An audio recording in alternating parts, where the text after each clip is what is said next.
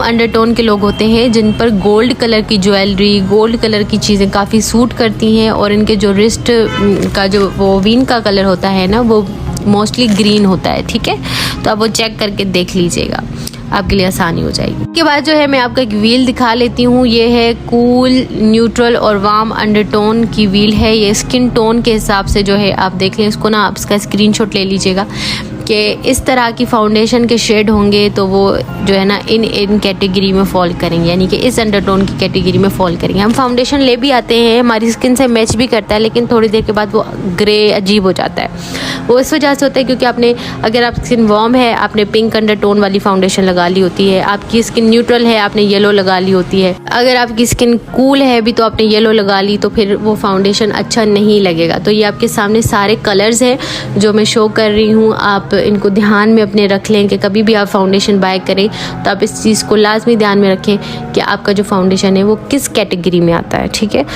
किस अंडरटोन की कैटेगरी में आता है। जब आप उसको स्वैच करोगे ना तो आपको पता चल जाएगा ये येलो है, न्यूट्रल है या क्या है। मैं बताऊंगी कि आप किस तरह से अपने फाउंडेशन के शेड को सेलेक्ट कर सकते हो। शेड को सेलेक्ट करना बहुत ज़्यादा मुश्किल होता है, बहुत मुश्किल होता है। तो अब आपके सामने मैंने फाउंडेशन के शेड्स को स्वैच किया है। अब आप जब भी जाओगे मार्केट में कहीं भी तो आपने इस तरह से अपने फेस पे 3-4 शेड लगाने हैं। ठीक है, जॉ लाइन के ऊपर आपने लगाना है, थोड़ा सा चिक से लेके जॉ लाइन से नीचे तक आपने लगाना है थोड़ा सा फाउंडेशन। अपने फेस पे कुछ भी ना लगा के जाना, एंड जस्ट आपने उस फाउंडेशन को ब्लेंड भी करना है। ऐसे नहीं लगा के देख लिया, नहीं, ब्लेंड भी करना है फेस पे। ठीक है, अगर वो फाउंडेशन आपके फेस पे ब्लेंड ना हो, ठीक है, ब्लेंड होने के बाद एक पैच छोड़े, पैच यानी कि एक अजीब नज़र आए कि फाउंडेशन लगी हुई है, इट मीन वो आपका फाउंडेशन शेड नहीं है। अब ये कितने सारे मैंने लगाए हुए हैं, अब मैं इनको ब्लेंड भी कर रही हूँ तो एक पैच छोड़ रहे हैं, मैंने महसूस हो रहा है कि कुछ लगा हुआ है, तो मतलब वो आपका फाउंडेशन शेड नहीं है। भले से वो डार्क में आता हो, भले से वो फेयर में आता हो, डार्क लगाओगे भी तो नज़र आएगा कि आपने कुछ डार्क लगाया, फेयर लगाओगे तो वो तो ऑटोमेटिकली नज़र आएगा। अब ये दूसरा फाउंडेशन है जिसको मैं ब्लेंड कर रही हूँ, अपने फेस पे इसी तरह से ब्लेंड करना है। थोड़ा सा बुरा लगेगा आपका फेस कुछ देर के लिए, लेकिन फाउंडेशन अच्छा आ जाएगा। तो अब आप ये देखें कि मेरा फाउंडेशन बिल्कुल गायब हो गया, स्किन को क्लीन कर दिया, गायब हो गया और मैच हो गया मेरा बिल्कुल हाथों के साथ, बिल्कुल मैच हो गया। ठीक है, और ऐसा लग भी नहीं रहा कि कुछ उभरा सा लग नहीं रहा जैसे दूसरे लग रहे हैं, बल्कि ऐसा लग रहा है मेरी स्किन क्लीन हो गई है। सही है, इसी तरह से आपके फेस पे फाउंडेशन गायब हो जाना चाहिए। इट मीन वही आपका जो है वो राइट शेड ऑफ फाउंडेशन है, और अंडरटोन जो है वो आपको देखने में ही पता चल जाएगा कि ये येलो है या फिर क्या। मोस्टली मेरे पास जो फाउंडेशन के शेड हैं वो येलो में आते हैं क्योंकि मुझे येलो ज़्यादा पसंद है बनिस्बत पिंक के। ठीक है, अब देखें कि फाउंडेशन बिल्कुल गायब हो चुके। अब मैं आपके सामने लिक्विड फाउंडेशन को जो है वो करती हूँ ब्लेंड। अब ये वाला जो फाउंडेशन का कलर है ना, ये मेरी स्किन से मैच करता है, यानी हाथ की स्किन से मैच करता है। हाथ पे आपने कभी भी नहीं लगाना क्योंकि आपके हाथ का कलर और आपके फेस का कलर डिफरेंट होता है, तो आपने हमेशा अपने फेस पे लगाना है। खासकर ये जो कान से पहले वाली स्किन होती है ना, कान के साइड पे जो स्किन होती है ना, यहाँ पे आपने लगाना है। यहाँ पे आपका फाउंडेशन अच्छे से ब्लेंड भी हो जाता है। और ये देखें कि कितना येलोइश कलर है। ठीक है, तो ये मेरी स्किन पे, फेस पे तो सूट कर सकता है, लेकिन हाथों पे तो जाहिर सी बात है नहीं सूट करेगा ना। तो ये बात आपने याद रखनी है, कभी भी आपने फाउंडेशन जो आपके फेस पे उभरा हुआ हो नहीं लेना। लेकिन एक बात ये भी है कि फिर फाउंडेशन ऑक्सीडाइज होकर डार्क हो जाते हैं, तो उसको हम नेक्स्ट क्लास में डिस्कस करेंगे कि किस तरह से फाउंडेशन की ऑक्सीडाइजेशन से बचा जाए कि आपका फाउंडेशन जो है वो ग्रे ना हो, मतलब डार्क ना हो फेस पे।